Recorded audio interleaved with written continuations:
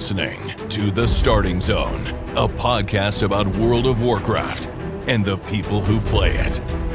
And now, here are your hosts.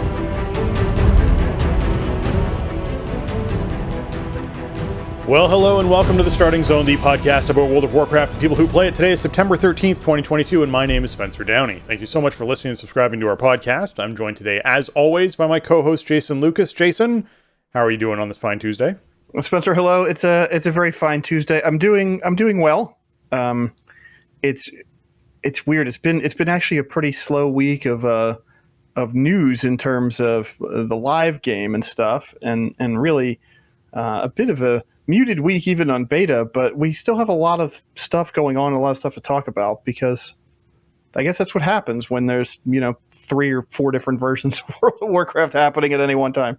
It's true. Even a little bit of news from each of them ends up being a fairly large thing to talk about. But yeah, in this case, even if 2 of them are quiet, then 2 of them might be a little bit louder than others. And it's just the way it is. So happy to chat some more World of Warcraft this week. But before we do, what'd you do last week in World of Warcraft? Well, last week was it was obviously Sepulchre was fated, so we did that.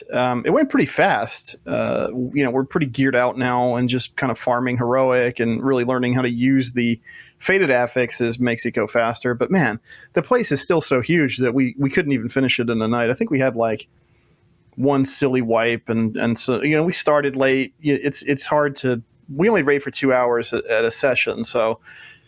When we lose 10, 15 minutes at the top because people are late getting in or getting set up, then that's a boss pull right there. So, we had to come back on Wednesday and clean up Jailer. But, man, with Chaotic Essence last week, the pad affix where you click the thing and you just kill all the little guys and get a huge damage buff, Jailer melted, just DPS phased him in both phases and killed him in phase 3 before anything even happened. We had time for some Mythic Vigilant Guardian. We didn't really have time for Mythic Skolix. We tried it, and we killed that in Season 3, but we only had time for like 1 or 2 pulls, and it just couldn't make it happen. Then didn't get enough people back together by Sunday night. We did a bunch of normal. I think we did 2 different normal IDs. I did some on the Warrior and some on the Monk, and did some LFR because I was hunting for that shield from Lords of Dread, which I didn't get to drop on any difficulty, unfortunately. But yeah, spent a lot of time in Sepulchre last week, and I think the Fated raids feel really fun, I think, on Heroic at this point, and I think Jailer is the best end boss of this expansion on Heroic. So it really, it was a very chill run and just kind of, slamming bosses and getting people their upgrade items and their quest progress to buy the items they wanted. So yeah, raid was really fun. Yeah, and of course, our rotation continues. We weren't sure, because they had published a rotation through this past week, so we knew they were going to do 2 full rotations, and we are now back to a Nathria rotation. So we'll be doing that this week only. There was some speculation that everything would be fated by now, but looks like we got at least 1 more rotation to wait. I think it's just 1 more. I think they announced earlier today or last night, something we can confirm, that we are doing all fated next week. But anyways, yeah, past week for me was raid, similar to you. When it comes to doing fated Sofo, it's always really, really nice to get in there because it just feels like we can progress through it the easiest compared to other raids. We cleared through, I want to say through Anduin. Yeah, we cleared through Anduin on the first night. And I had to come back the second night and kill the last 3. And that was because the weak ore that we used for Lords of Dread was hiding the health bar of the affix that was spawning for Fated. So you couldn't see the health bar, which meant people couldn't interrupt it. Oh, wow. Which meant that we were having trouble with that. We only had time for 1 or 2 pulls when we got to Lords. But it was just one of those cases where we're like, we'll find a different weak ore that we know works for this, and we'll just fix it for tomorrow and it'll be fine. And so we did do that. But yeah, that was an irritation of, why are we missing interrupts? Oh, I didn't even realize that affix was happening because we can't see it because the weak ore was hiding all the health bars for that particular affix, which sucked. So yeah, that's not a super fun thing. But otherwise, yeah, we cranked through the raid. It felt good. We were down 1 healer, which meant we 4 healed the raid. Well, on the bosses that actually needed 4 healing, we 3 healed some of it. And that always felt really good because you get to sort of flex a little bit more in those situations as far as, people are taking more damage. So you feel like your utility is going a little bit farther. Things are a little bit spicier for healers. That's always nice to sort of feel. So you do things like you're pulling 34,000 healing per second on Rygalon kind of thing. And then the next person's pulling 31 and the next person's pulling 29. And you're like, wow, we're all pumping, which feels really good, right? As opposed to having that one person way out in the lead and then the next person's substantially lower than them. And there just isn't really enough healing to go around, but you bring the fifth healer because it stabilizes things and it's safer to do it that way. And there's less spike damage that you're sort of having to cope with because of cooldowns and stuff you have. So yeah, no, I appreciated the week of 4 healing, which was great. Outside of that, yeah, and so much, stuff just dies so fast. If you can, I mean, we've been running with fewer healers than we normally do, and I kind of usually like to err on the side of overhealing, especially for heroic. It's not as punishing, right? Because you don't have such hard kind of limits on damage and stuff. And also, we typically run with a lot of healing mains, and people just want to play healing specs. Yeah. Of course, I've been really short on healers the last few weeks because people have been out for various reasons. But so we've been running a bit heal light compared to what I like to do. But considering how fast stuff is dying and, you're just skipping entire mechanics sometimes, it's just not as necessary. And the healers that are there can actually just heal everything. So, yeah it really, I mean, obviously we've had some bumps along the way, but it's just been, this is so much better than the normal last 2 months before a new expansion comes out of trying to keep a raid team together. Like, at least it's interesting, it's fun, there's some variety every week. Like, it really makes a big difference, I think, to my mindset and a lot of people I play with. Yeah, it's sort of the opposite for me. I'm glad to hear that it's helping out your team and probably similar teams and teams doing normal and whatnot. For my team, it's just a slog because you're like, well, what we should be doing by this point is easy one night clears. People have sort of gotten all the loot that they want. We're looking at, doing a little bit more sale runs to sort of support the team going into the next expansion. We're having more off nights, that kind of thing. And what's ended up happening is because we're rotating content the way we are, it's not as familiar to everyone every week. People kind of, aren't paying as much attention as they need to be for content they haven't done in 3 weeks. And you end up with, longer, more extended raid weeks that are less fun and you're not as likely to clear. And so like that to me is something where I'm very much not a fan of this feeling of, okay, we're going into Nathria tonight. Does anyone even want to do SLG? Does anyone even want to do, Danny? Like, could we just not finish the raid this week? That might feel really good. Like, is that okay with everyone if we just do that? Like, that is the mentality that we're going into this raid week with from multiple people on our team. And you're like, that's, there's so much tension around those last few bosses in every raid instance. It's a shame. So I'd appreciate having, I guess, everything be fated, because then at least we know we're not going to clear all of it in the same week, and the pressure to do that is much lower, because what we could do is go, we're just going to go and do, the skip and then this boss and the skip and then those 2 bosses and the skip and this, or whatever it is, right? And you're sort of done for the week with 4 or 5 bosses killed, if that's what you want to do, as opposed to worried about, we should really clear, and we need to clear because of what this person wants off this one boss or whatever it is. And you're like, I feel like loot right now is so inconsequential that I'm like, I don't know. It's a weird state for the game to be in for me. Where I'm not looking forward to raid content every week. Like, typically I'm like, it's fine. I mean, it's a night a week or maybe a night and a half a week where we're in doing content and it's all good. And the rotating raid just kind of bogs me down a bit. So that bogs down our team a bit and kills the morale a bit, because it's just not as farmable as we usually expect at this stage of the expansion, when we're, staring down the barrel of a pre-patch and whatnot. I assume sometime in the next, 2 months. It'll be one of those things where you're like, all right, it'd be nice to feel like there's just nice, easy break time and, farmability at the moment, which there just isn't. Yeah, we haven't had as much of that the last year or so, for sure. Yeah. So anyways, that was the main raid aspect. Didn't do a whole lot of keys last week. Did get vault loot, and vault loot was Rygalon boots. So I now have the 311 boots, which is great. Nice. So I'm actually sitting at 304 eye level unequipped, For my Resto Spect, I'm 300 eye level equipped because, of course, I'm wearing 291 legendaries, which drags the whole thing down because they didn't put in upgrades for legendaries, which I'll continue to mention because it just feels weird in general. I have pieces of gear, like I'm wearing legendary boots, which are 20 item levels lower than the boots that I just got from my vault. That feels weird. Yeah. It just But they're feels legendary, wrong. so, yeah. So, yeah. I'm glad that they didn't put in anything for us to do. I mean, that's a real monkey's paw situation. That's fair. You know, like, yeah, they could have put in a thing that they could have just scaled them up automatically, or they could have put in a very simple vendor thing you could buy and then they scale up, or it could have been what everything else was. This whole expansion with crafted legendaries. Legendaries, yeah. Yeah. I mean, I haven't really had a lot of tension around like, oh, should I take my take Unity off, or should I move something around? Like, I'm fine. Everything's fine here. Like, it's just, whatever you did earlier in season 3, continued to pay off. So I think that was okay. Yeah. Well, are you ready to hop into what's going on this week, or is there something else you wanted to mention here top of the show?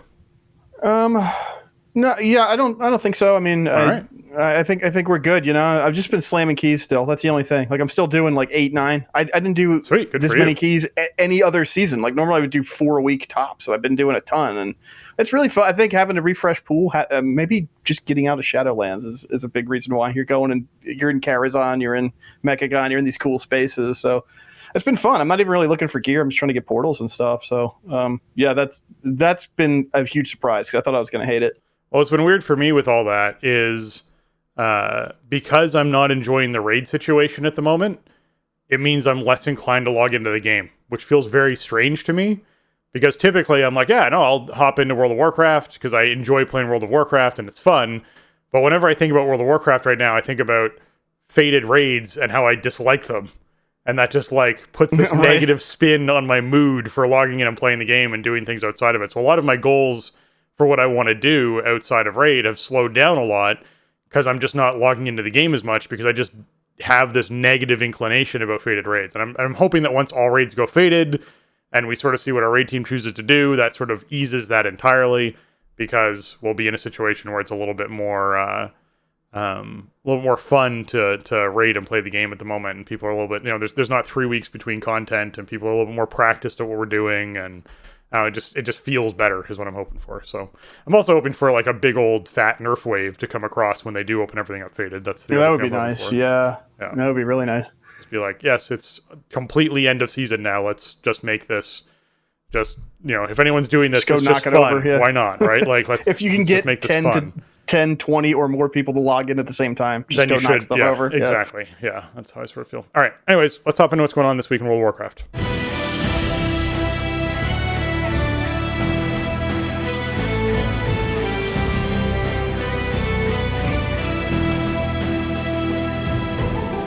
All right, this week in World of Warcraft is the World Quest bonus event, meaning the Sign of the Emissary buff is up, where World Quest gains are increased by 50%, and there's a quest to complete 20 World Quests in Shadowlands, which grants you 500 rep to the faction of your choice, and 750 anima. And keep in mind that the Sign of the Emissary buff is all World Quests, which means Legion World Quests, it means BFA World Quests, so if you're someone who wants particular mounts from Paragon bags, or, some sort of unlock for a reputation that you're looking for, then by all means head back to the earlier expansions and knock out some reputation as well, because it is super easy to get this week. So take advantage. Yeah, not really exciting, but definitely really lucrative. I know I've ended up doing a ton of World Quests lately. For most of Season 3, and I think even by the back half of Season 2, I wasn't doing callings or anything because it just didn't seem like it was worth it. But I sort of got back into it because I wanted to make a little bit of money and stuff with the back end of the expansion coming up and with the auction houses opening up, finally having a market to sell stuff from collecting it and everything. I was like, all right, let me get back out into the world. So I've been actually doing my callings on a regular basis, plus uncapped Valor. That was also a thing. I was like, okay, well, I can get Valor every single, calling. I can get a little bit every day. Now I have way more Valor than I actually need because it just kind of worked out that way. But initially, that's what kind of got me back into the groove of keeping up with my callings, and doing that stuff every day. And it does really pay off. So this is a cool bonus. If you're just, if you just clear those out, you'll probably get, 20 done in the next 7 days. And then, I don't know. the rep kind of adds up. The anima, I don't know. If you get something on your shopping list for the end of the expansion from the anima vendors or whatever, it's just a nice bonus on top of stuff that you might already be doing. Yeah, exactly. If you're in Oribos, be sure you pick up the New Deal quest that you might want to head down and do with Patterns inside Zereth Mortis. Also, the PvP quests for the week are Rated Battlegrounds and Arena Skirmishes, and the PvP Brawl for the week is Deep 6, which is Warsong Gulch, Silvershard Mines, and Temple of Kot Magoo, each with sort of modified variations on the traditional format, with just 6 players against 6 players. So it's obviously, the flags are closer inside Warsong Gulch, there's less carts in Silvershard Mines, there's only 2 orbs inside Temple of Kot Magoo. Overall, there's some pretty fun, fast brawls that you can sort of have with this. I mean, some of my favorites are Temple of Kot Magoo with two orbs is a lot more fun for me. I find it much more high pace and interesting when you have the 6 versus 6 because it's a little bit easier to keep track of where everyone is and what's going on with it. There's also a faster respawn time, which is kind of neat too. So there's a lot of interesting aspects to this brawl I like a lot. Yeah, it's okay. It's not bad. The fast pace is definitely nice. I don't really love the Warsong Gulch variety. I think Temple is okay. I mean, Temple is, I feel like all the different variations they do on Temple are okay because it's just kind of a straightforward, very combat-oriented BG to begin with. I do think like Silvershard Mines, I think is better like this actually. I don't really have good memories of Silvershard Mines as a mostly PvE player from the Mists of Pandaria days, but it snowballs very quickly. The Silvershard Mines, there's actually like it maths where it's like if you get bottom cart twice and top cart once, then all you need is one more cart and you win. The other team can't come back. There's a lot of it's very solvable. Yep. So it's one of those cases where every time you run into Silvershard Mines in PvP that I've experienced this expansion is the moment the other team is farther ahead on that solve than you are, people just start leaving or giving up or, whatever it is, because it's like, well, no, all they need is this and there's no way that we can stop them from getting this. So it's already solved. So it's over. So I feel like with less carts, the advantage to that is it messes with that math and it messes with your chance of coming back, which I think is actually kind of interesting. So I would almost like to see 2 carts, but one of them spawns going one of 2 directions. So you always have lava or whatever it is, right? The lower path, but the other 2 paths, the cart could spawn on either path and it sort of varies. And that would, even if you put a chance for which way it spawns, so it doesn't always spawn in one than the other kind of idea, would mess that up for a lot of people because the time it takes for the cart to travel is different. Which means there'll be a huge emphasis on holding lava, but then the other 2, you need to get at least 2 of or at least 3 of or whatever it is to secure your win, and that math would change based off of whether it chose water 2 or 3 times or it chose, the other path 2 or 3 times. I think that to me would be an interesting way to do this brawl. It's not how it works right now, but I think that'd be an interesting way to do that, do Silvershard Mines. Anything to mix it up. That'd be cool. I mean, there's a lot of different ways they get modified. I wonder if we'll see new brawls in the future. I feel like it's been a while since we've had anything new. I want to say Cooking Impossible is the last one we got, and that's been more than an entire expansion now, right? That came in BFA, I want to say. I might be forgetting something, but off the top of my head, I'm pretty sure the Cooking Impossible is the newest one, and it came in BFA. So it's been a while since we've seen the new brawl, and it's the innovation in Shadowlands was we have a brawl every week, which is a big plus. It would be cool to see maybe some new ideas in the pool and maybe rotate some stuff around. Yeah, I mean, I'm sort of looking over the brawls that exist right now, and Comp Stomp may have been the most recent one. I feel like Comp Stomp might have come in after that. That was a BFA edition for sure, right? Because it was like the Islands tech. So yeah. That might have been the most recent one, but there was also the Shadowpan Showdown that came out in there too. And I feel like that was also I can't remember when that came out because it was disabled for so long. It was on the shelf for a really long time. Yeah, that's a fair point. That does feel like a new one. It's been gone. It was gone for probably an entire expansion.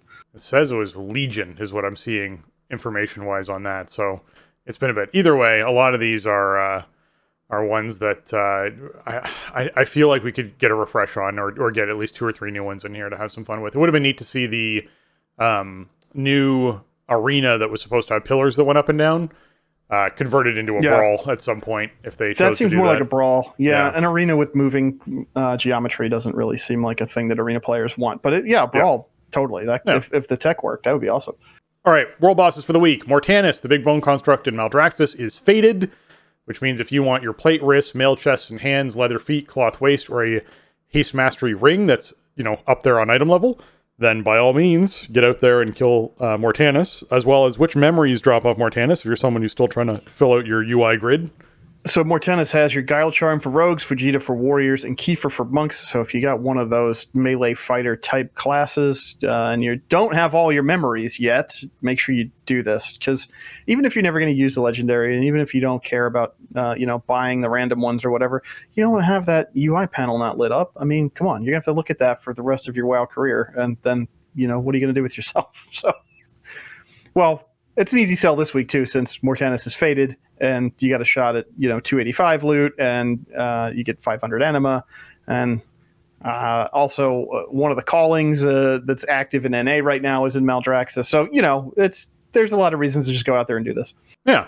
All right. As far as Morgeth goes, nothing really fresh and new there. Still up as a world boss you can kill. Get yourself some extra anima, and get yourself some chance at some 233 gear, which isn't really all that great. But maybe if you want to conduit one of the adaptive armor fragments or condensed atmosphere things, if you aren't buying the learn all conduits item that exists, which by the way exists for those of you who may have forgotten or may have not heard, there are items inside Oribos. If you go upstairs to where all the flight path area is, next to the flight path person who you speak to, there's another vendor, and that vendor sells some bind on account items as well as a token that you can purchase that will learn all of your conduits for you. So if you're someone who's like, hey, I just got a fresh tune, I want to get all my conduits, you can just go and talk to this vendor and buy it. I believe it costs, it's one of the 3 currencies. I'm trying to remember which one it is. I think it's 10k Cosmic Flux, it's right? Cosmic That's Flux what I have now? in my Okay. brain. It was gold I haven't before, and then purchased they this changed it. because, I think it's 10k Cosmic Flux for the learn all your conduits at max conduit level. Yeah, item. there's a lower item level one too that you can buy that would be cost less. Yeah, those you can buy with coin. Yeah, because Okay, this good. was the Yeah. this was the item that was unlockable in season 3 if you completed all 20. If you get like 3k Mythic Plus rating or killed Mythic Jailer or I don't know what the PvP threshold was, but you could buy it and it was gold in season 3. But now you don't. There's no requirement, but it costs 10k Flux. Right. There's 2,400 in PvP, in case you're curious. But Antros, the big Guardian construct, is up in Zereth Mortis. You can always kill him for 20% towards your patterns and patterns, or some 259 loot, if that's what you're looking for. And the Mythic Plus affixes for the week are Tyrannical, Spiteful, and Necrotic, meaning boss enemies have more health and inflict increased damage. When slain, fiends rise from the corpses of non-boss enemies and pursue random players. All enemies apply melee attacks apply a stacking blight that inflicts damage over time and reduces healing received. Okay, so this is actually probably one of the better Tyrannical weeks you'll see out there, because none of these things directly affect Tyrannical bosses in a dramatic way. Yes, Necrotic is a thing. Yes, Lower Karazhan has a lot of bosses that have a lot of multiple characters that will all apply Necrotic to you. That part does suck, and it's Lower Karazhan, so it's Lower Karazhan. So you gotta accept that that's just an outlier in this situation. However, in most of these dungeons that you're running, Necrotic will stack fairly slowly on your tank. They'll have opportunities to drop the stacks, so that's not going to be as large of a factor. Spiteful, obviously these Spiteful ads are very dangerous when they spawn. They fixate a player, they lock you in combat. If they do melee you, they do a huge amount of damage. If they melee you a second time, they do even more damage. So you want to be sure you're really careful when trash is dying, that you're not standing on top of where the trash died and a Spiteful ad's appearing and fixating on you and just, killing you. That's something you gotta be careful about. But it's not fortified, which means they're gonna die pretty quick. You're gonna kill trash pretty quick. Necrotic isn't gonna be as large of a factor because trash will die quicker because it's not fortified. And as long as your tank has people helping them out with, grips and stuns and knockbacks and whatnot to keep ads off them while they try and reset their stacks, which Necrotic also drops off a lot quicker now, is not going to be as large of an issue. So tanks, watch your stacks in Necrotic. Healers, help out your tanks. Save those things like Iron Bark and Pain Suppression, that sort of thing, until they actually have a good amount of Necrotic stacks. Use them later in that, because those are damage reductions. Since you can't heal them as much when their stacks get high, the damage reductions become that much more valuable. So just be sure you're using them a little bit later on. And then when it comes to bosses, I mean, as long as you're watching necrotic stack, Spiteful's not a factor, which means it's actually a pretty great Tyrannical week. Yeah, overall, I think this is okay. I think it's actually better in this dungeon pool than in the seasons 1 through 3 dungeon pools, because in most of these dungeons, you have kind of room to deal with Tyrannical, and Spiteful and Necrotic do kind of influence you to move around a lot, right? The ghosts come up, you got to kite them somewhere, probably, or at least, even if you slow them or something, you still need to position yourself appropriately.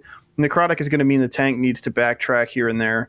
I can't think of too many instances off the top of my head where that's mega punishing in this dungeon pool, so that's nice. And you don't have these scripted events like the taxis in Spires of Ascension. You don't have the maze in Mists of Tyrannosaith, where you're waiting for the ghosts to spawn and then die or despawn, which can end up... I mean, does that cost you a lot of time? Is that going to be the difference between timing a key and not timing it? Probably not, right? There's probably other ways you could have optimized the dungeon if those few seconds are what cost you. But the bottom line is that always felt really frustrating. The timer's going and you're not doing anything, and you're sitting there, waiting for something to open up so you can proceed. So there's really nothing like that in this pool. Grimrail Depot might be a little bit wacky, but you should be pulling trash backwards in there anyway when you get to the train. So, you should have plenty of room if you use it wisely.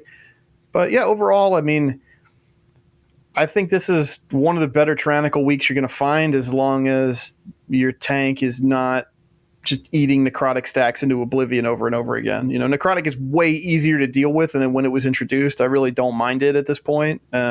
Whereas at one point in time, it was just incredibly punishing. Like, it would last so long, it was just so hard to get it to drop, and it would persist through combat. So like, you couldn't chain pull. All you had to do was just wait until it ticked off. Right? It doesn't do that anymore. So you have a lot of options for counterplay against it. Yeah, and like you mentioned, I mean, trash you're probably going to be chewing through trash this week. Even with Spiteful happening as stuff dies, like, you can kind of reposition and just keep killing stuff. And then, you're going to have more Spitefuls, and then you just reposition and kill more stuff. So I think it should be a really good week for Tyrannical score. Some dungeons might even be pretty doable for like 20s, if you're going for portals or whatever.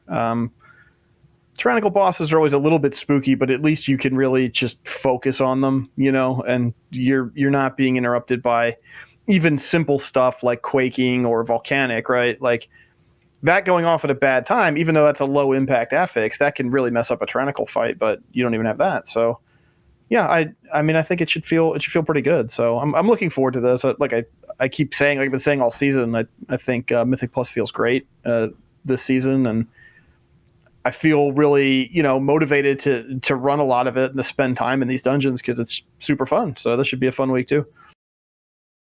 Yeah, no, I agree that if you're into M+, this is probably a pretty great Tyrannical week to have a good time in dungeons and play, as long as you're paying attention to those few little things that could trip you up.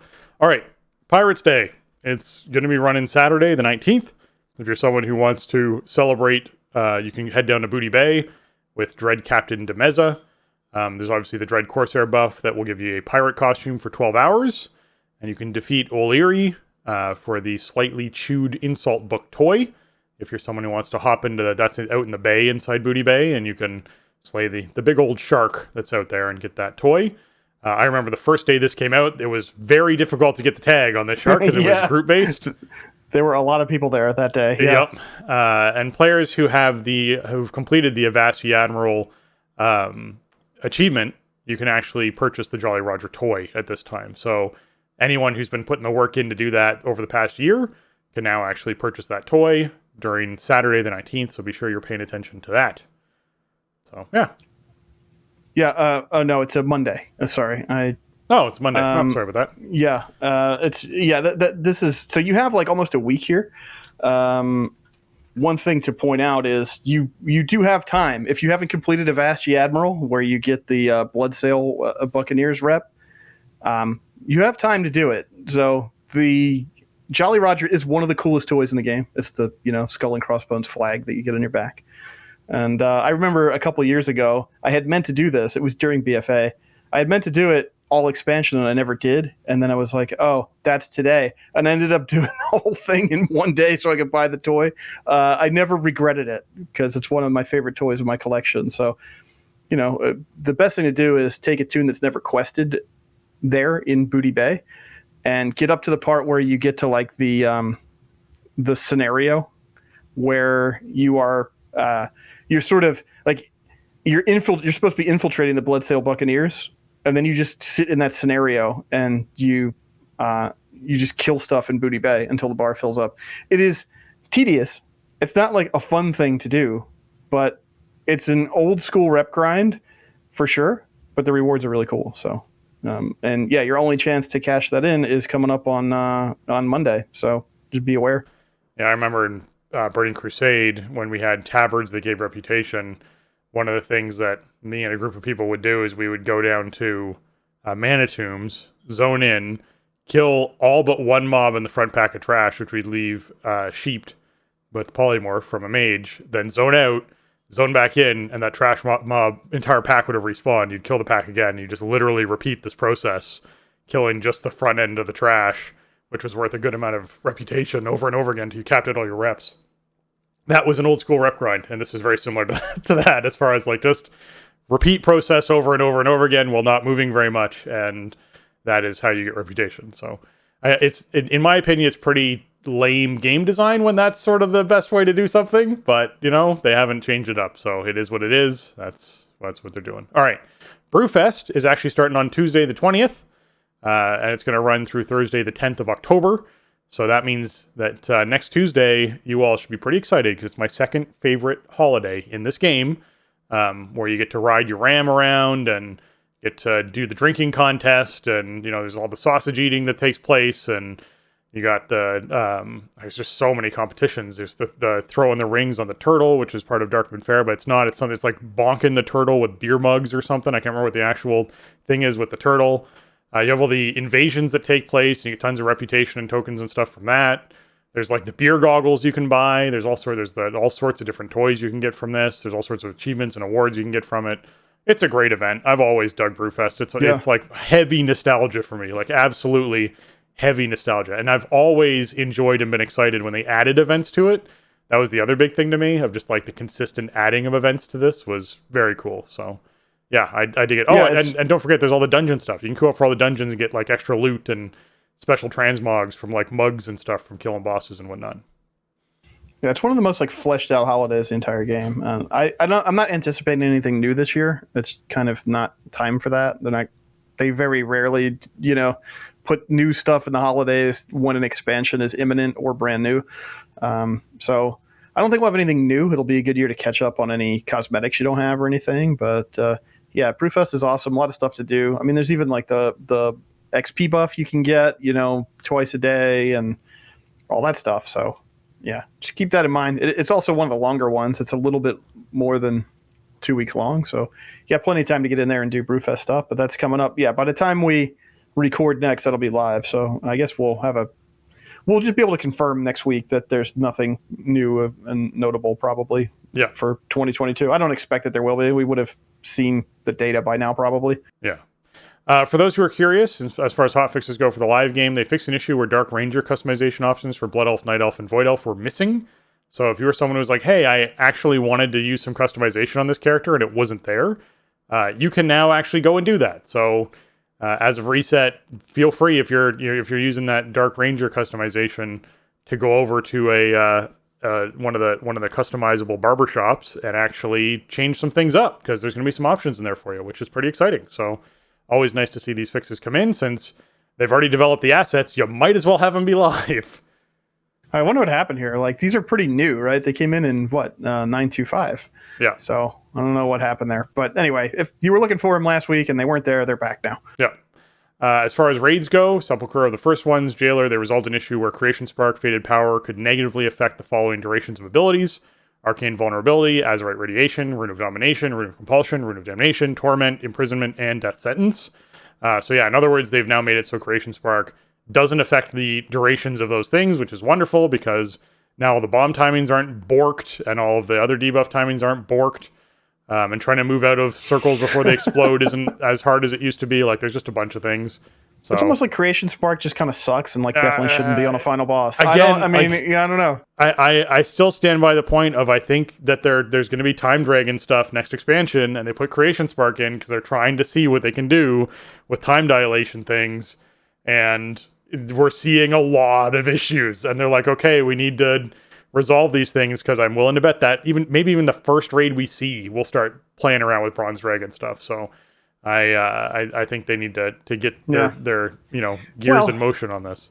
That's cool. Yeah, just don't have stuff like mess with the duration of debuffs and stuff that's supposed to be like in a scripted dance where at a certain time a thing needs to happen in a certain position. That's all. I think as long as you avoid that, then it's fine.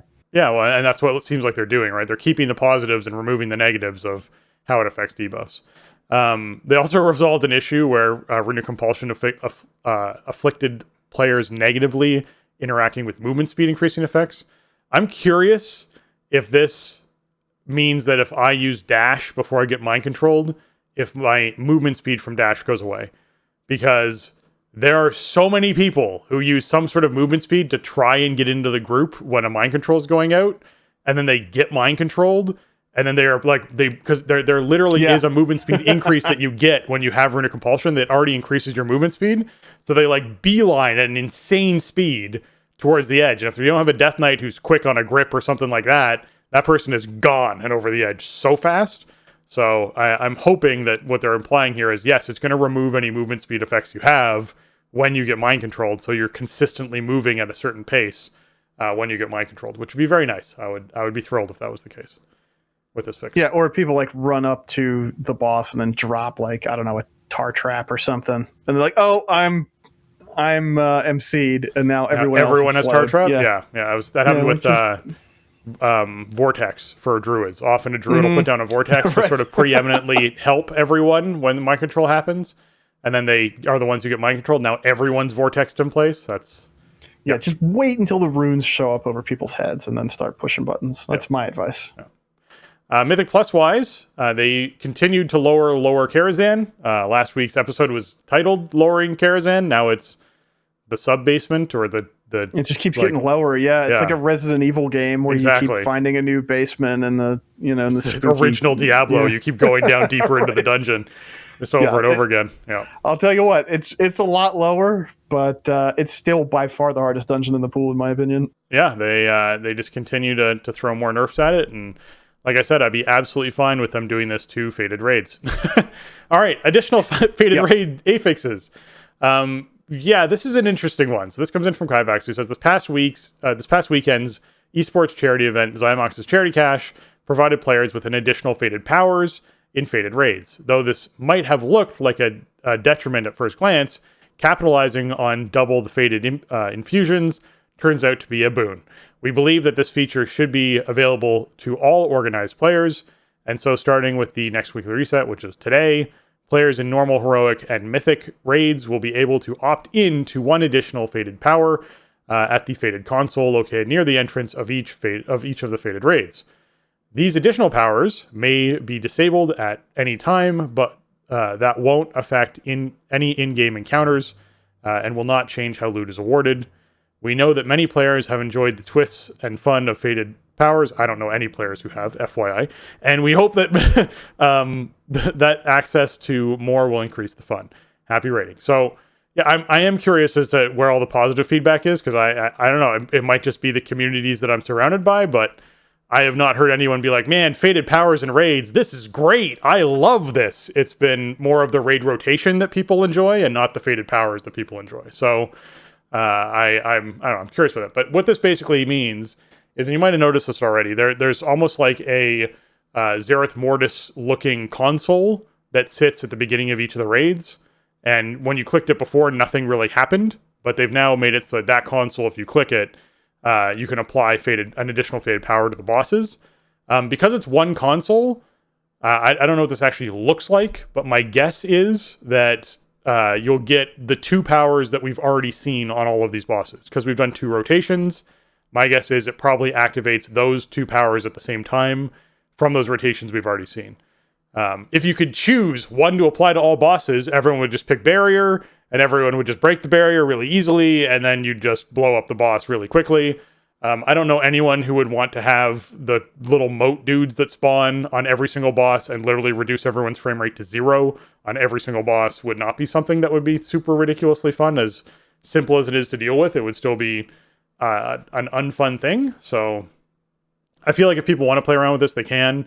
My first reaction to this is, hey, can we have the console just turn off faded powers and reduce boss health? Because that would be wonderful. That's what I want. So we'll see what this sort of plays out like for a lot of teams. But I feel like there's really only going to be a few teams that probably go, okay, we've gotten to this boss. We saw barrier or whatever it is on this boss previously. So let's turn the console on. We'll do this one boss this way. We'll turn the console off and we'll move on to the next boss. And I think we'll see a lot of that happening to sort of make a boss much simpler that way. But overall, I didn't want faded powers. Now there's even more faded powers. I'm just less interested in this whole system.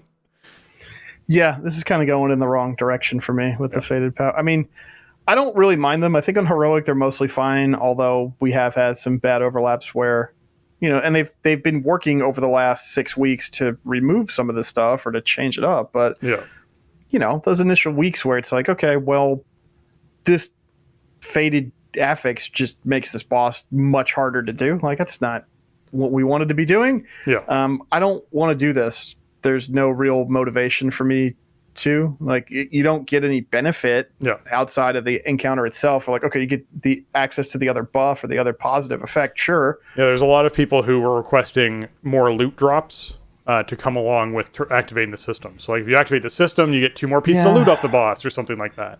I'm kind of glad they didn't do that because I don't want to be influenced. You don't want to be forced to do it. Exactly. Like, I hear I'm you. good. I feel like I'm good. I think 1 is enough. Yeah. But hey, it's there if you want to check it out. It might be fun on like normal, I mean, the bar for normal is pretty low. And like the thing with the faded affixes is they don't scale with difficulty really, right? Like the buffs are the buffs.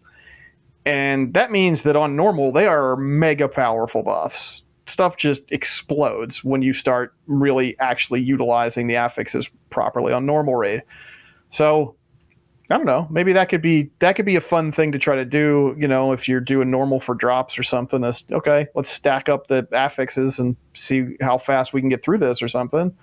I think on Heroic and up, the mechanical complexity is such that just isn't going to be any fun. Like you said, if I could just pick barrier every time, if it was something and barrier every time, fine. Yeah. Okay. Barrier and barrier, great. Kills. Double barrier, sure. Let's do it. Yeah. I'll sign me up for that. Other than that, I'm good. But I think that's kind of this is an okay way to do it though, right? Like you had the charity event over the weekend. You kind of showed off this wackiness. People can opt into it if they want, but they're not missing out on anything by not putting themselves through this if they don't want. So I think it's good. Check it out if you want to, but if you don't want to, and many of us probably do not, then you're not going to be penalized or missing some kind of like opportunity that you're not taking advantage of. Yeah, exactly. All right. There was some crossover promotion that happened this past week that is kicking into gear. Now with the pre-patch being live for Wrath of the Lich King Classic, they are trying to get more retail-based players to just try out Wrath of the Lich King Classic. Most likely from a business sense to kind of boost up how many people have logged in the last 3 weeks since launch kind of idea.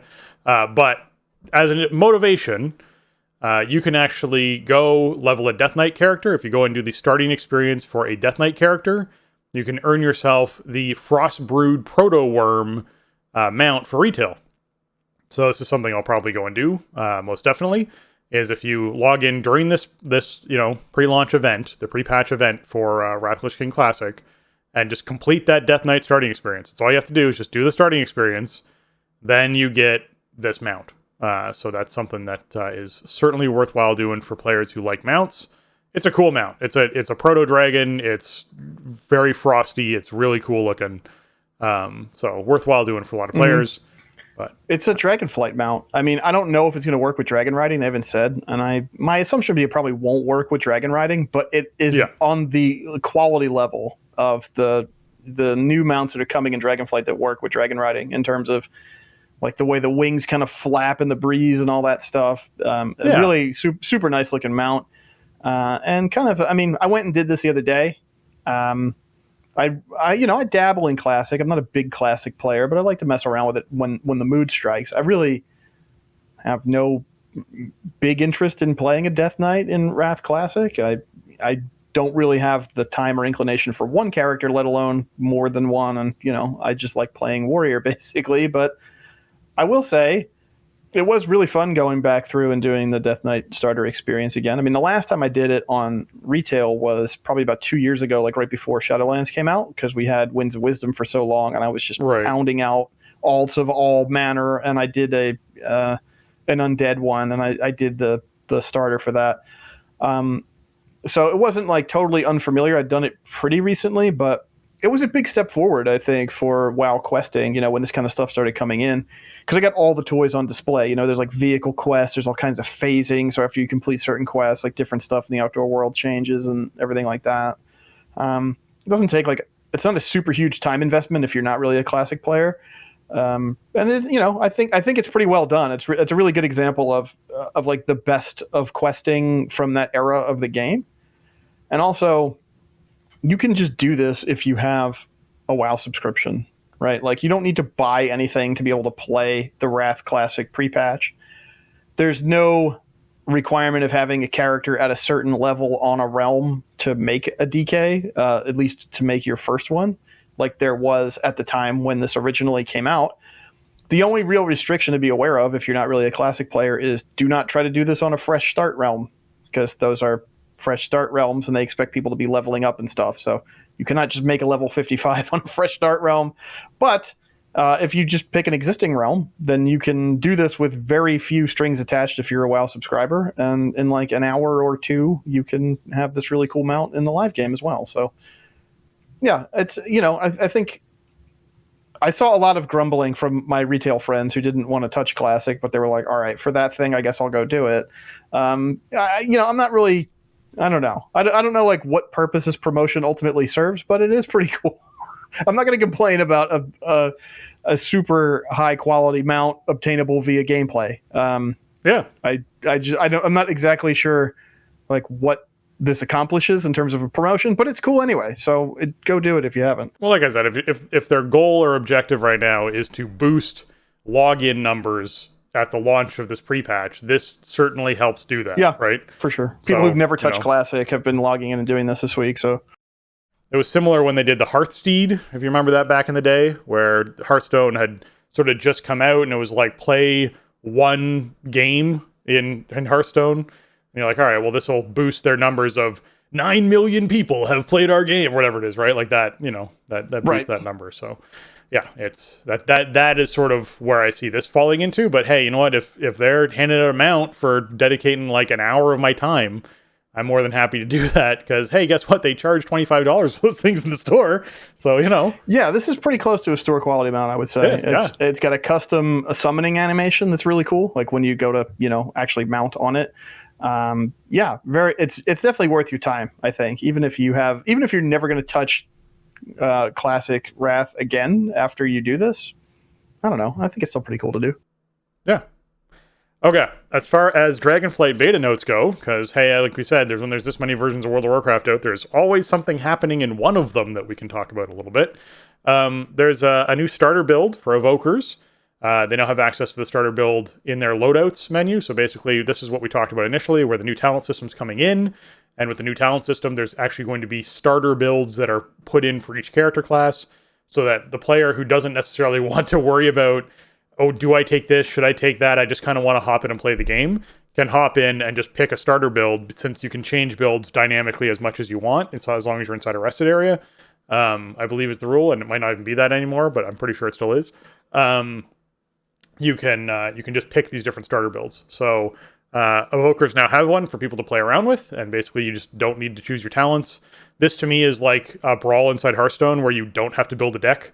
You're like, yay, I don't have to build a deck this week for this Brawl. I can just click play and then pick a class and then play and then have fun.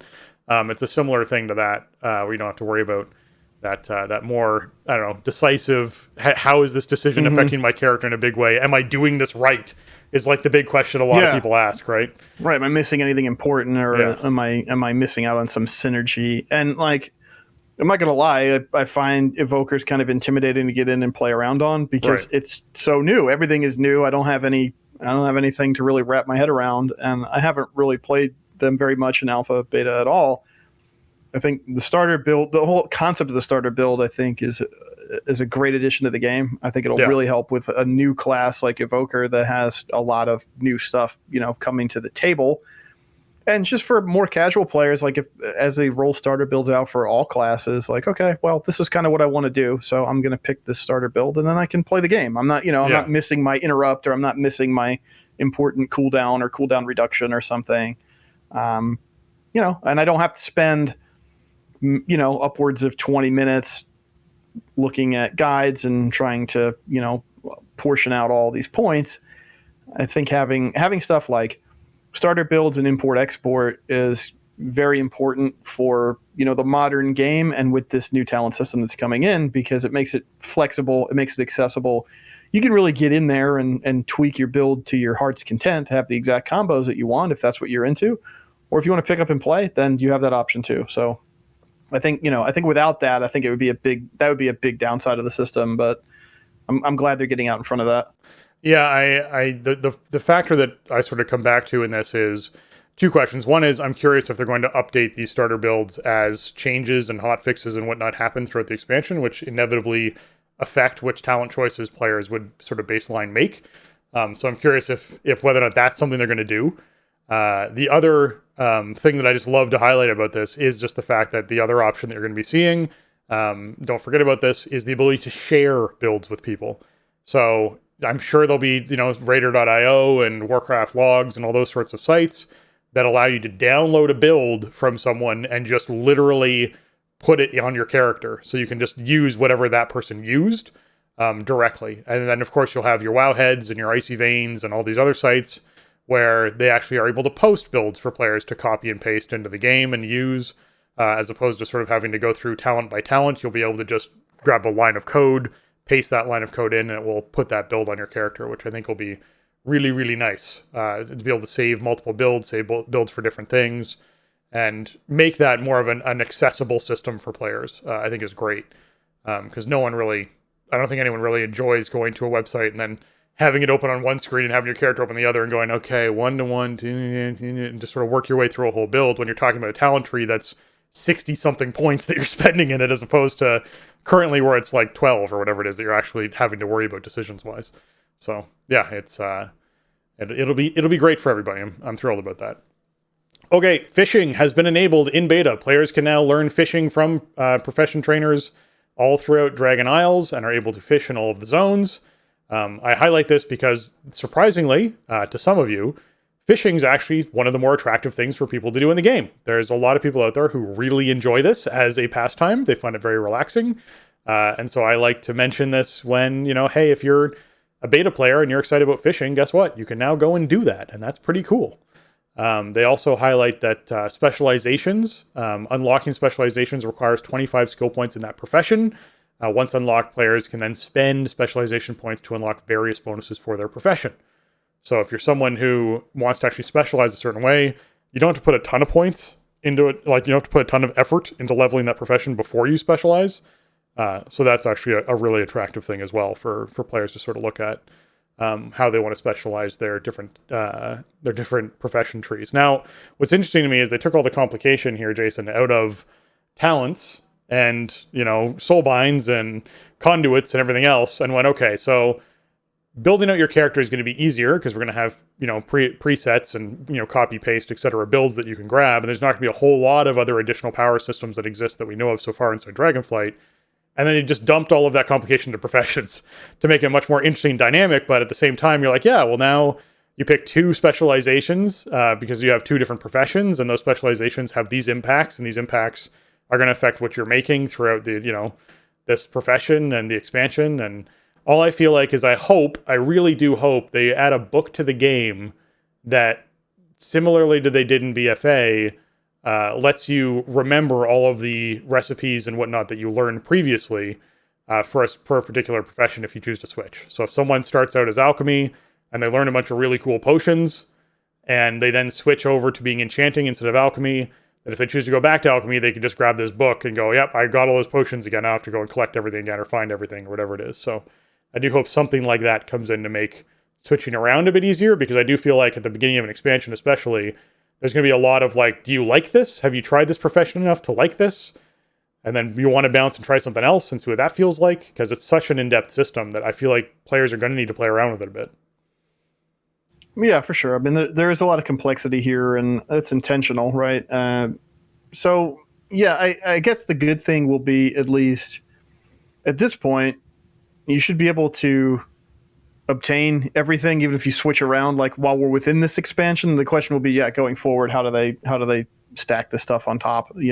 If you switch specializations later, but then you want to go back and have a recipe from an old expansion, that could be a problem if they have specific recipes that are locked behind certain professions or something. I mean, or specializations. I mean, the examples that they give are like, you skill up faster, or something like that. You get some other kind of benefit to stuff you're crafting. Maybe they won't have. Maybe the recipes will be more open to different specializations, so it's not like,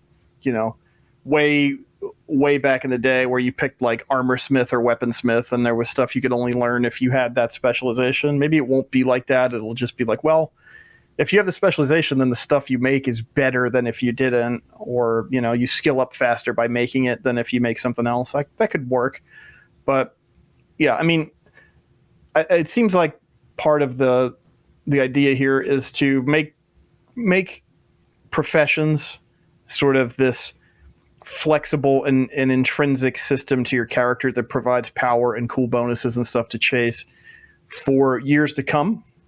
And so, if this stuff is going to carry forward for several more expansions, then there's going to need to be some way for players to maybe relearn stuff that they had to forget for one reason or another, or something like that. But I mean, hopefully they are keeping that in mind and kind of avoiding these pitfalls of the systems we had before when it came to crafting specialization. Yeah, I hope so. We'll see what ends up happening with it. Another one of the notes here is they went into edit mode and added raid frames and boss frames. This is important because obviously the raid frames want to be as customizable as possible, and I talked a little bit about debuffs and adjusting debuffs. I'll have to see what they actually did with the added raid frames that they put in there. I haven't actually checked it out yet. The added boss frames is really important to me. I actually use an add-on right now called Simple Boss Frame, is what it's called. And it allows me to have, let's say I'm doing Paragons. It allows me to have all of the different Paragons' health, and then potentially all of the different flowers you have to heal as frames on my screen that I can actually use as frames, as opposed to I need to click on all of them, or I use a WeakAura to kind of like passively track their health kind of thing, which I really appreciate in a clean way. There's always been boss frames inside of World of Warcraft. I don't know if always, but they have for many, many years had boss frames inside World of Warcraft that you could sort of move around to a certain degree, and it was typically only affected mobs that were classified as bosses, which meant ads typically didn't fall into that category, so they wouldn't get frames.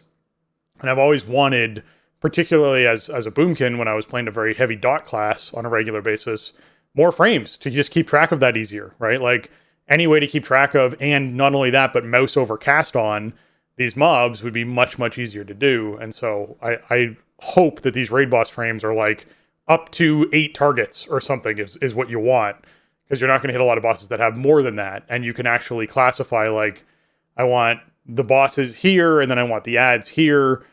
That's what I need out of these boss frames, because it would be really nice to be able to simplify that visual a lot more. I dislike feeling like in order to target a boss and attack a boss, I need to actually physically click on the boss to get them targeted. That feels really bad. Sure, they have action targeting that they added, which might be helpful in some boss fights, where it just always sticky targets to the boss if you're DPSing.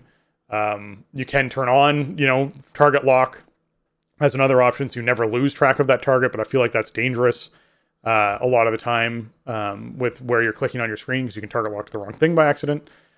So there's a lot of things like that where I just feel like if you can give me more actual frames for the things that I'm fighting, I would appreciate that more than just a spam of health bars, because health bars don't help me at all. They always do wacky things. Right. Yeah, they can be very unpredictable, but yeah, I mean, there have been some really good additions to this to begin with, and I mean, I don't know. I think for a lot of players, I don't think it's gonna remove their need to have, UI replacement, but for a lot of people, it is who don't want to mess with that kind of stuff or never even really tried to like experiment with it. I think this is going to improve their game experience a lot, and they are adding some pretty nice, some nice frame art and stuff. The updates to the portrait and everything look pretty nice, and they're continuing to add a lot of functionality to it. So again, this is a thing that I imagine will be ongoing. I don't think. I hope that they don't ever get to the point where they're like, okay, well, we're just done updating the UI. Like it's finished now. Like they kind of did that for a long time. Obviously, they've brought new features and stuff into the UI over the years, but this is a huge overhaul, and it's an opportunity to make the framework a lot more flexible so that they can add different options to it and let players customize it more. So I think we'll probably see a lot of changes even once Dragonflight is out to this kind of stuff. Yeah. As far as the Dragonflight pre-expansion PTR, that is now up. It is now a thing. They don't have evokers as an available class for you to play on it right now. But if you're someone who's been missing out on beta and really wants to hop in and experience some Dragonflight, they do have the new talent system in for mages, priests, and rogues. So you can hop in and play around with those if that's something you're looking to do. They've been doing a lot of little tweaks to like how legendaries affect stuff, and they even gave evokers legendary powers and things like that. So clearly they do expect to have an actual pre-expansion event where it's like, hey, we're going to be in this for a month or whatever it is leading up to the new expansion. So the game's still going to function as you would hope it would in a pre-expansion event. So just, as an FYI, if you're wanting to check out some of the new talent trees, more stuff will be rolling out on PTR quickly. So just keep that in mind over the coming weeks that you might want to grab that, play around with it a bit if that's something you're interested in doing or seeing or checking out. No evokers yet, this was kind of a surprise this week to me. It shouldn't have been, but, it was just kind of casually like Wednesday or whatever last week, like, hey, pre-patches on PTR. Come check it out. And, I think it seems to me like they're pretty clearly on track for a late November, early December release here for Dragonflight. Otherwise, they wouldn't be doing stuff like this. So with that in mind, it makes sense that pre-patch would be out now, right? You kind of want to give it a couple months there. So this is a very cool milestone, and anybody can check this out as long as you have a WoW account in good standing. You don't need like an invite to PTR or anything. You're not going to get Dragonflight content, but if you want to mess around with the talents for your class and kind of get an idea of what that's looking like and put some builds together and test some stuff out in Shadowlands content, you can do that. You can mess around with edit mode in the UI.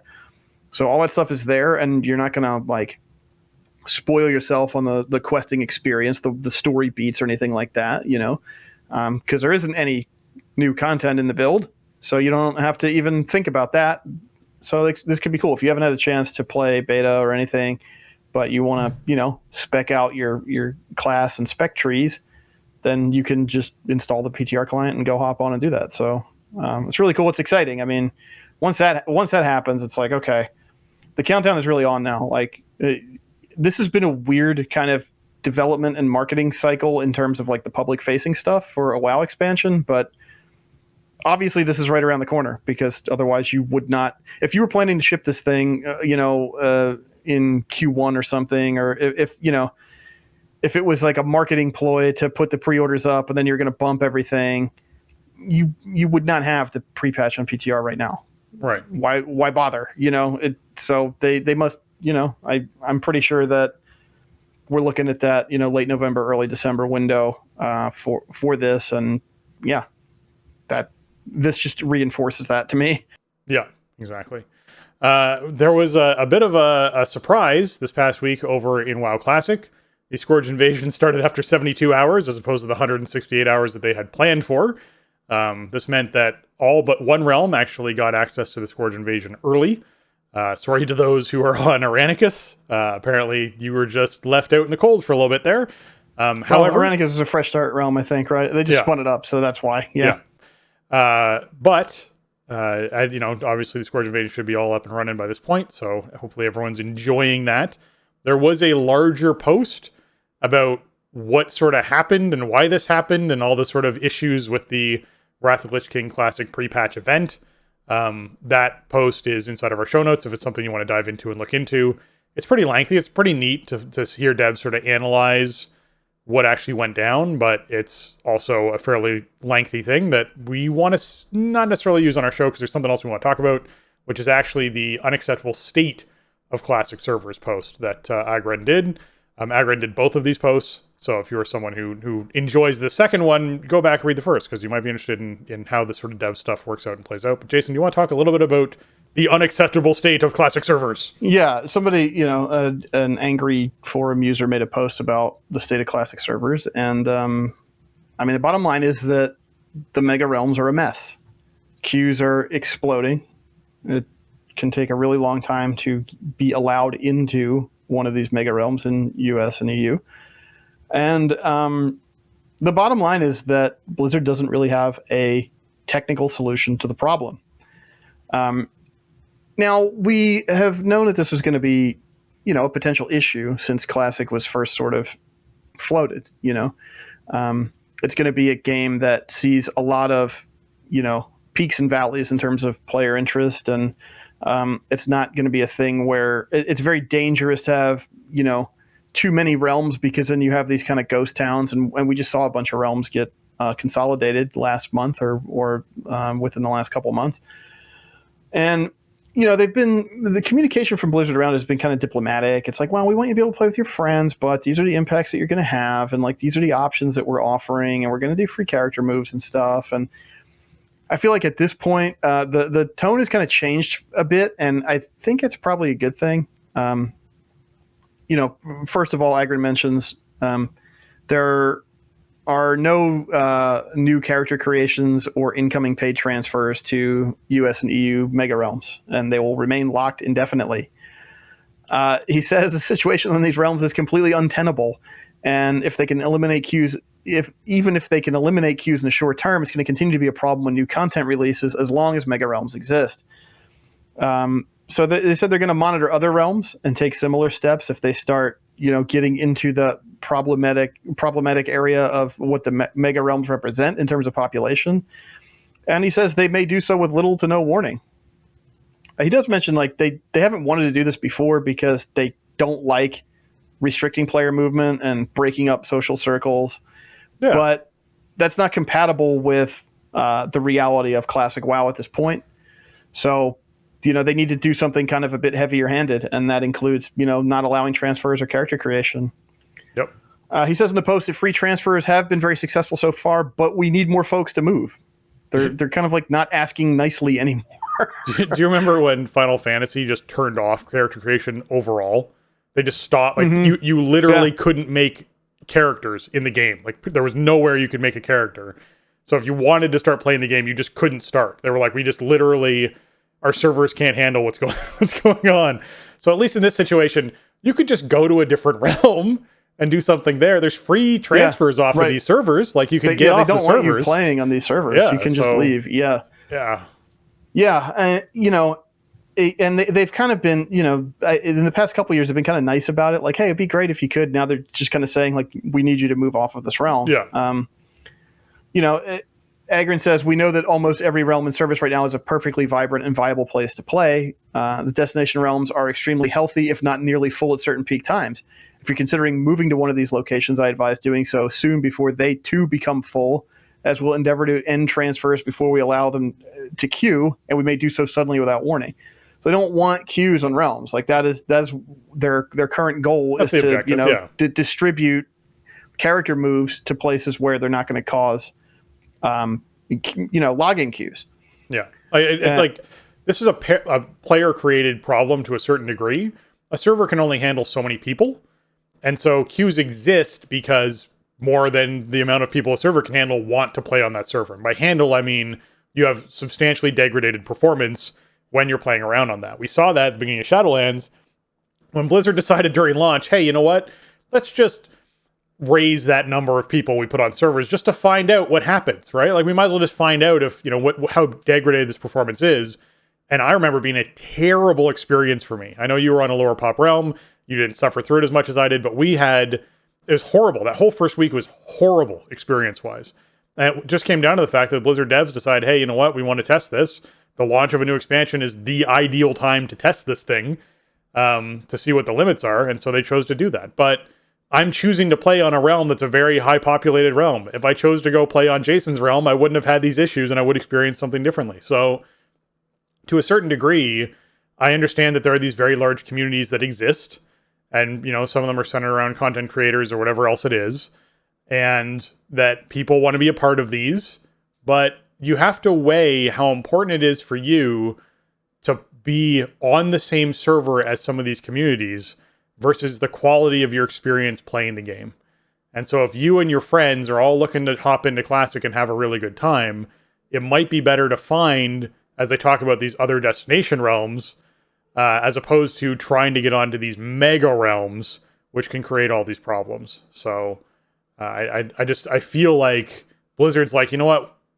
We've done the best we can with this situation as far as trying to provide a lovely experience for all players who want to play the game, but you're doing this to yourselves. Stop intentionally joining full servers and creating queues and then coming to us and complaining when you have queues on full servers. You're making a decision to do this.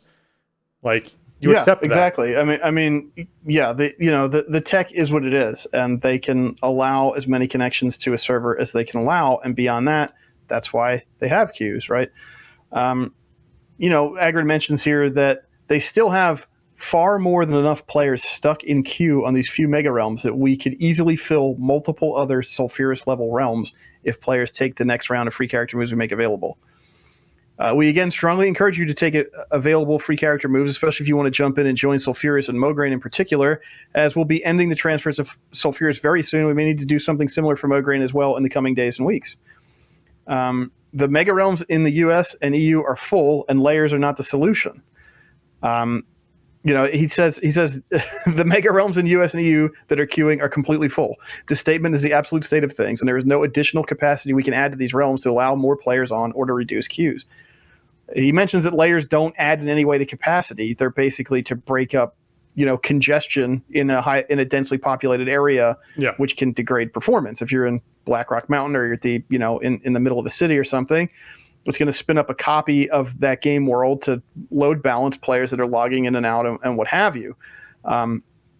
It doesn't have any kind of impact on realm capacity because there's only a total number of connections that the service can handle. Yeah. And when you connect to a realm, you connect to these limited number of services, which includes player data, spell data, quest data, creature data, auctions, etc. What it comes down to is if I was playing on a server and Jason was playing on the same server and we were in separate layers, but we both wanted to queue together, I could still join a group with him and it would then put us into the same space. If you are on separate servers, unless there's cross-server things happening, that's not possible, right? Think about when you have Mythic raid and you cannot queue up with someone from another server because they don't have cross-server yet, right? It's that concept of Classic doesn't have cross-server as one of their things. So just because you're layered doesn't mean that you're somehow on a different server. You're still on the same server. It's just making the performance of how hard your computer has to work to run the game easier, and your experience of trying to actually talk to NPCs and interact with quest mobs easier is what layering's doing. Right. And, if you allow more connections, you reach this threshold where now services are starting to fail, right? There's too many connections to the database, and you're going to have performance degradation. You're going to have lag, and you don't want that. That's not the experience you want to provide to the players that are logged in. This is why you have more than one realm available. This is just the way the game is built. he mentions that never in WoW's history has the capacity of realms been as high as they are now, and even with our modern capacity, we still sometimes experience performance degradation when the realms are full and DB load is at its peak. We cannot increase capacity anymore without inviting additional and likely cascading failures to the service. At present, the best and only way to resolve this issue for the impacted realms is for people to leave the realm via free transfers. There's no technology solution to this. There is no hardware solution to this. The situation will not improve when Wrath of the Lich King Classic launches on September 26th. It will only get worse. So, Yep. I mean, this is pretty definitive here, right? Like, you can make your angry forum posts about how bad the service is and how this isn't worth your money, but at the end of the day, you have the option to play in a different realm, and all of your friends can move to that realm with you for free. Right? Yep. Like it's not a paid transfer. You can just do it and you can set up and play together and avoid these issues. They can't do anything about the state of the tech in terms of letting more people on. You know, he gives some examples of the current realms compared to realm capacity back in 2008. And Sulfuris, which is one of the destination realms that people have been moving to, has 4 times the concurrency of a full realm in 2008. Yeah. It's 4 full servers on one realm. Yeah. And, you know, he gives an example of a lot of other servers, and they're mostly, you know, 2 to 3 times as large as full realms used to be in 2008. So even servers that aren't considered mega realms or like destination realms where you have to play or the game is not healthy are twice as big as full realms were, you know, 14 years ago. He says these realms would have been full to bursting based on realm caps that we had in place even as recently as 2014 in Modern WoW. The narrative that these huge mega realms are the only viable place to play is just untrue, and we want to do everything we can to drive home the absolute fact that these are great places to play. Any demographic data available on third-party websites should not be used as a basis for a decision around where to play. Yeah. That's the big thing to factor here, right? If you are moving to a certain server because content creators or some sort of, you know, gamer news site, whatever it is saying, if you don't play here, then it's going to be a terrible experience and you're not going to enjoy it at all. So you have to join on one of these 3 realms because otherwise you're going to be out in the cold by yourself and you're never going to see anybody. That's not the case. Like, keep in mind, as Jason was saying, the majority of these servers have twice the population of what the original servers had. Like, they are populated. There are people on all these servers. Like, it's so much so that they're telling people to get off of certain servers and move to other ones because there's so many people on them. So, yeah, that is not information or that you should be following when it comes to that. Yeah, and you know they've obviously curated the realms and everything a lot. They just closed a bunch of realms because they have confidence in their data, I assume. Otherwise, why would you go through everything they went through to close them? He closes with, overall realm health and management has been the most challenging aspect of managing WoW Classic. When these mega realms started to emerge last year, we were concerned about their impact, but we're very hesitant to take heavy-handed action for fear of breaking up friend groups and restricting player freedom. At this point, however, we believe the time has come to end the concept of a mega realm. We hope that with your help and willingness to consider the current and future transfers we're going to offer, we can maintain a lively, vibrant community across all realms without the need for queues or increasingly heavy-handed actions. So, I don't know. That lays it out there pretty simply, I think. I mean, the bottom line is that if you are not happy with the state of your WoW Classic service, you probably just need to bite the bullet and organize a free character move to another realm. Sure. The queues are not going to go away. And as he mentions in the post, like once Wrath Classic is actually out, the servers are going to get hammered. Yeah. If you want to be able to play the game when Wrath Classic comes out, you probably want to get out ahead of this. I mean, in my case, again, I don't play a lot of Classic, but a bunch of us all set up on Peggle when the realms got announced and everything. And as it turned out, we ended up with, you know, a decent amount of people over there. I kind of just play solo, and my guild sort of migrated there to begin with, but then didn't stick. But there are a couple pretty big communities on Peggle, and it's not like a mega realm. There's not queues. It's not in danger of, I don't know, you know, you're not going to waste your whole night trying to log into it. But also, it's active. There's plenty of people playing on it. There's plenty of stuff to do. It's not like it's a ghost town because it's not a realm that's 3 times the concurrency of a full realm from Wrath of the Lich King, right?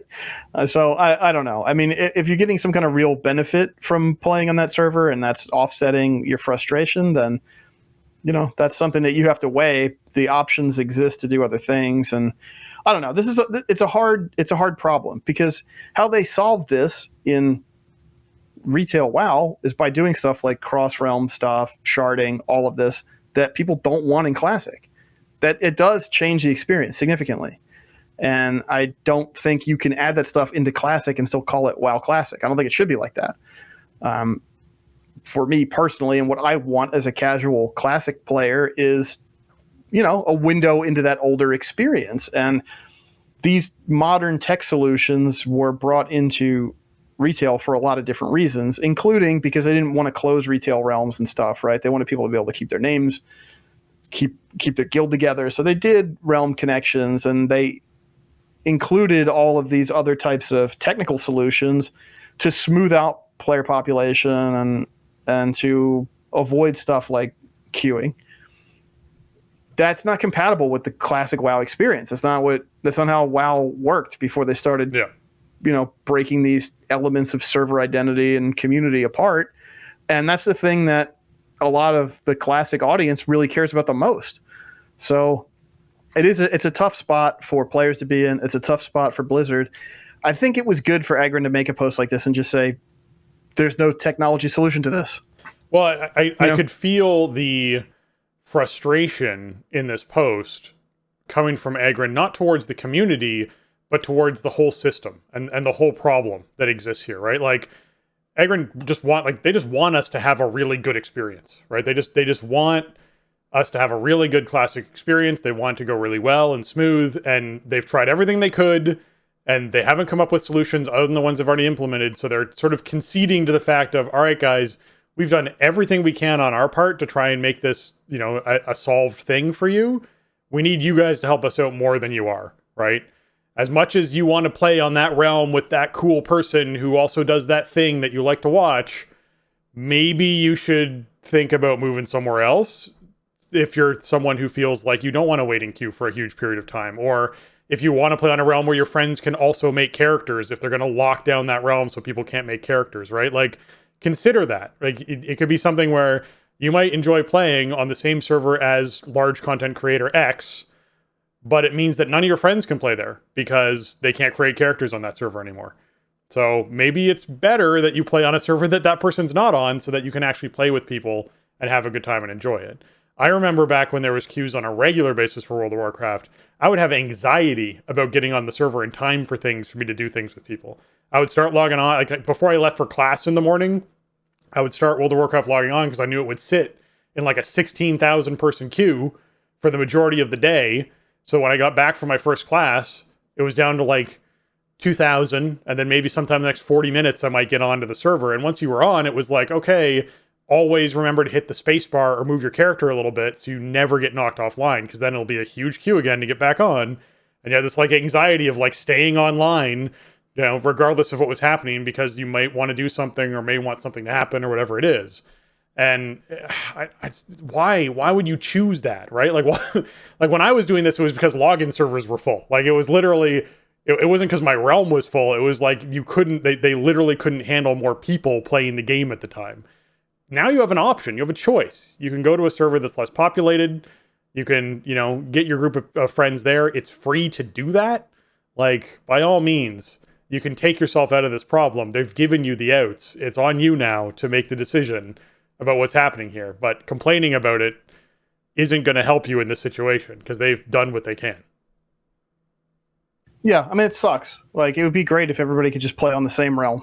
But, they're limited by the way that the game is constructed and the way it works, and also the design intent of and of keeping that stuff integral to the way that WoW used to be. To make it actually WoW Classic, they have to have these restrictions. So I don't know. I mean, it does suck that it kind of inevitably turned out this way. But I'm glad that the communication from Blizzard is just like, yeah, you just have to just deal with this. Like, this is the reality. Make your decision. You can transfer off, or you can sit in queues. Yeah. And if you sit in queues, be aware that you might hit a point where that server's locked and more people can't make characters. So you just literally cannot expand that community any further, which means I wouldn't be surprised if we saw large name content creators migrate their characters to other servers so they can actually continue to expand their community, because it would suck to have a whole bunch of people who were very active and made characters on a server and are now no longer active and no longer play, but are taking up spaces on a server that is now locked. That will happen. That will 100% happen. So just keep that in mind. Yep. One thing to note too, this is since we started recording, this was announced, they are opening a new Fresh Start realm in each region. Great. Anger Forge is a PvP realm in NA that is apparently out now, or will be out today. Name. That's a great name. And tomorrow EU is getting a PvP realm called Jindo. So check that out. Fresh Start obviously means you can't transfer on. You got to start from level 1, but if that's what you're looking for your Wrath experience, there's going to be some more options starting this week. Perfect. All right, that's great to hear. All right, Jason, with that, let's play a quick sounder for our patrons, and we'll be right back. Hi, everyone. I'd like to take a moment to thank our patrons. They contribute a ton to our show and help us to improve on the content we create. Today I'm giving a special shout out to Arajian, Celian, Infark, Kapawi, Mibble the Mighty, Nick, and Shorel. Thank you. This sounder is for you. That's right. You can find our Patreon over at patreon.com/thestartingzone if you're someone who wants to hop in and support the show. We always appreciate that. All those funds go back into supporting the show, running the show, hosting the show, posting the show, all the fun things like that. As well as we are now in the phase of developing assets for Dragonflight. So we are spending some money at the moment working away on that. All the fun branding and, backgrounds and cool things as far as that goes. So we appreciate all of our patrons and everything they do for the show. And a big thank you to our newest patron, Spandex Thor. Thank you so much for, jumping in, supporting the show. I believe your name is one that's going to get added to that sounder for the next time we do that update, so you'll be jumping in there, and we super appreciate all the support. I know, yeah, great absolutely. Visualization there. Regardless of whether you're picturing the female one or the male one when it comes to Thors, because there's a couple of them now. Yeah, great visualization. Yeah, and thanks for supporting the show. Appreciate you. Nice to have you aboard, and thanks for the wacky Patreon name, because definitely made me chuckle. Yeah, me too. All right, folks, if you've enjoyed this episode of The Starting Zone, consider heading on over to your iTunes, your Apple Podcasts, and leave us a 5-star review. They really help out our show, and we love hearing and reading reviews from our listeners. We don't have any at the moment to read, so that means if you submit one, it's going to get on our next episode, so be sure you head on over there to your iTunes and Apple Podcasts and leave us those 5 stars. They raise us up those charts. They help more people find our show. We always appreciate them, and I like watching that 5-star number climb. So I'm looking forward to the next ones we get, because we always read them here on the show. All right, that wraps up episode 541 of The Starting Zone. If you want to check out show notes for this episode or a comment on the show, you can head on over to thestartingzone.com, the official website for the Starting Zone podcast. That's the show notes include all the links to the fun things like the posts that we talked about today. If you want to contact the show and leave us your feedback or ask a question, you can email us at thestartingzone@gmail.com, or reach out to us on Twitter, or you can find us at the Starting Zone at discord.com. thestartingzone.com/discord, where you can join our Discord server. If you want to get your hands on some TSC gear, some shirts and mugs, stickers, that kind of stuff, you can go to TeePublic. That's teepublic.com/stores/thestartingzone. And you can buy some fun stuff over there. Jason, where can folks find you on the internet? Best place to find me, as always, is over on Twitter. You can find me over there at Shieldwald. And you can also find me streaming WoW over on twitch.tv/Shieldwald, doing Faded raids Tuesdays, Wednesdays, and Sundays usually. 7:30 Eastern we get it started. So come check it out over there. Maybe some beta stuff sometimes. Haven't really been playing a lot. Maybe not as much as I would like to. But that's where you can find me. Nice. You can find me on Twitter at Spencer_Downey. Or you can find me on Twitch at twitch.tv/SpencerHD. And with that, for Jason and myself, we want to say thanks for listening, and jobs done.